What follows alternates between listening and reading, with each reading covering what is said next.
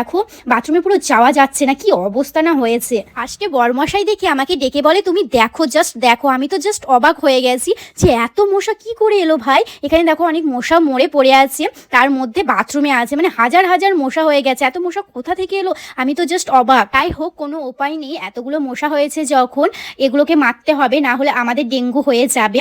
তো অল আউটটা নিয়ে বাথরুমে দিয়ে দিয়েছিলাম, পুরো মশাগুলো মরে গেছিল। আমি কখনোই এর আগে এত মশা দেখিনি। তোমরা কি দেখেছো অবশ্যই আমাকে জানিও কমেন্ট বক্সে, যদি এত মশা দেখে থাকো। তো রীতিমতো পুরো আমি অবাক হয়ে গেছিলাম যে এত মশা কি হয়, মানে গুনে শেষ করা যাবে না, হাজার হাজার মশা।